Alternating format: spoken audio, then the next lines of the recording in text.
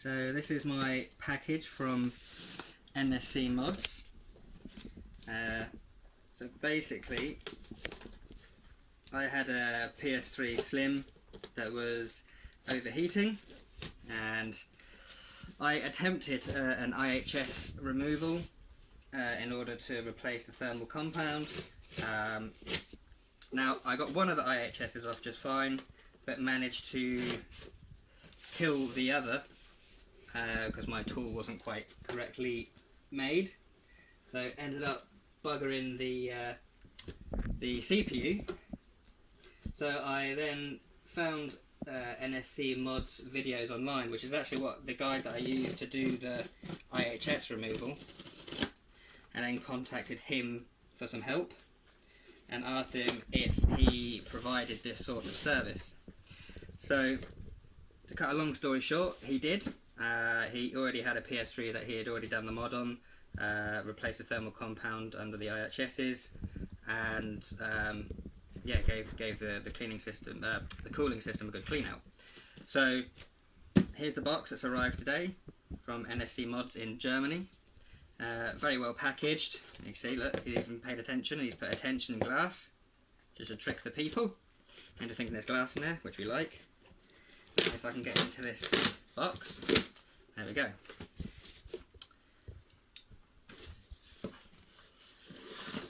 So very well packaged. And in fact, something I will just point out, which I thought was quite funny, is it looks like our friend at NSC Mods is also a fan of Aqua Tuning, which is a fantastic company. I use them quite a lot. Anyway, back to the unboxing. So we have our nicely packaged PS3 Slim, and then the other thing that I got from NSC Mods was some extra batteries for the PS3 controllers, simply because, well, the stock ones that they have, well, they suck, basically. So let's just move this out of the way.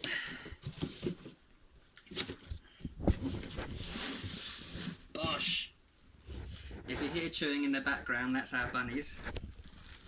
They're house bunnies that are currently indoors and enjoying some food. So if you're wondering what the chomping in the background is, that's the bunnies, not me. Right, so here we are. We have the well-packaged PlayStation. Let's get rid of this tape carefully, because we don't want to wait all this time for a great PlayStation and then cut through the thing. So, where are we?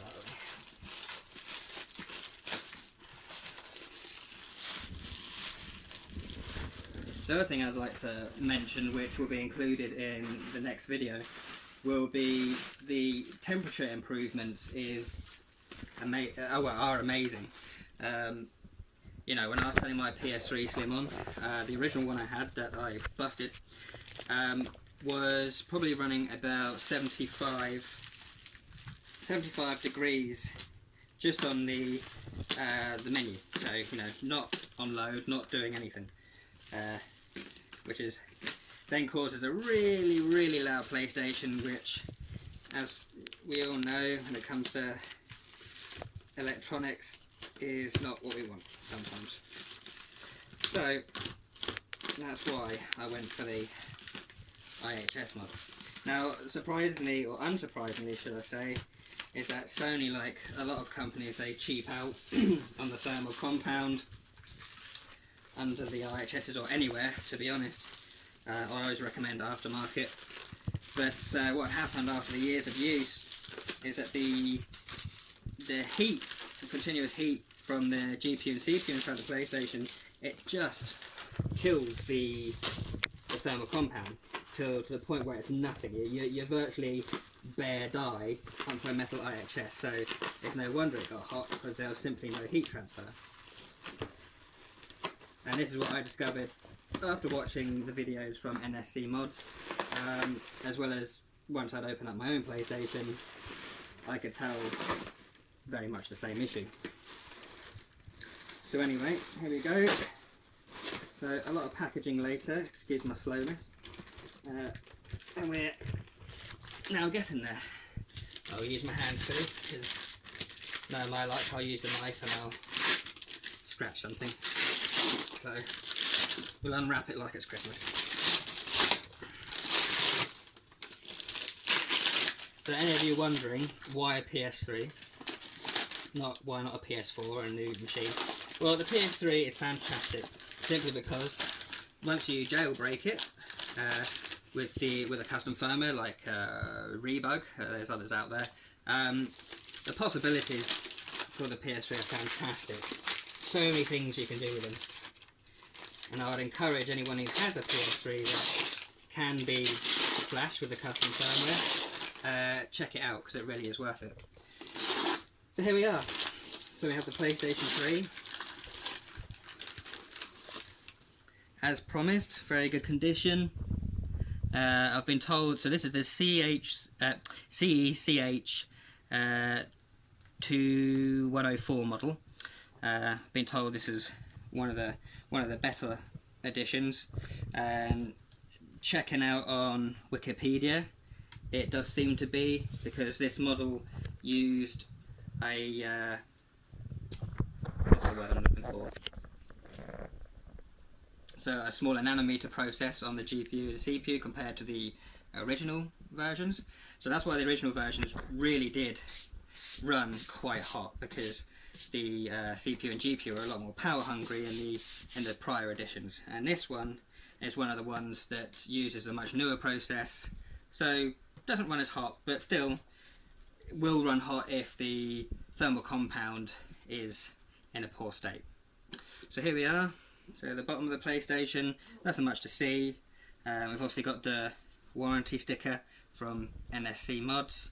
It's worth noting, and again I'll put all the details to NSC Mods in the thread, but it is worth noting that any equipment that you get from him is you get a warranty of 3 months, if I'm correct. So, which is fantastic. So you've got a bit of peace of mind that if you do get anything and there's anything wrong with it, give him a call, or you can contact him via WhatsApp as well. And he's a very friendly guy, fantastic, very accommodating. Communication is brilliant. He is really probably one of the nicest people I've dealt with over the internet so far as, you know, getting a service. So we'll just pop this back down. The only other package that I received was the extra batteries. So if I remember rightly, the batteries in the PS3 controller are about 400 milliamp, which don't last very long at all, and anyone who's had a PS3 will know, or even a PS4 if I'm being frank, that the batteries really, you know, are quite lackluster and don't last a very long time. So then we've got these batteries that he sent along to me. If I remember rightly, I think these are either 1000 or 2000 milliamp, so that will go a long way in making sure you're not forever charging them. Again, this is another one.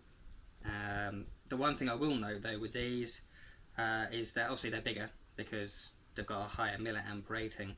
So with the PS3 controller, when you open it up and take out the stock battery, you're probably going to have to cut away a little bit of the casing just to fit this in, because at standard you won't get these in and close the controller case completely. So just to summarise, this is the PS3 Slim, which has had its GPU and its CPU IHS removed and the thermal compound replaced. The thermal compound replacement was done with MX4. He recently did a video with respect to the Thermal Grizzly. The reason Thermal Grizzly wasn't used, even though, you know, among us PC enthusiasts, Thermal Grizzly is, for all intents and purposes, one of the best out there. It's a very kind of thick and gloopy when it comes to applying it to the IHS. of the CPU or GPU. And the problem with that is because of the mounting system inside the PlayStation, so the retention bracket, it's not very good. It's not compared to what you'd see in a PC system. So it's very weak retention. So meaning that because it's quite a thick and lumpy kind of liquid, I suppose you call it, from the thermal grizzly, the problem that you have is you're not getting a really good contact between the IHS and the heatsink. So that's why he opts for MX4, because it's just much easier to spread and bond back into place. So there we are. So PS3 Slim, you got our new batteries, very well packaged, couldn't be happier. I'll put some links in the thread with regards to the Thermal Grizzly comparison with the MX4, and the video of NSC mods explaining why Thermal Grizzly isn't the best thermal paste to use in this instance at least. And yeah, I'll also create another video showing you the new load temps of this PS3 Slim, running at a really nice low fan speed, so it's virtually silent. As I say, my stock one was running at about 75 degrees doing nothing, and the fan was a good 70%, probably 100% rate, so it sounded like a jet engine. Anyway, that'll do for now, and I will speak to you in a bit.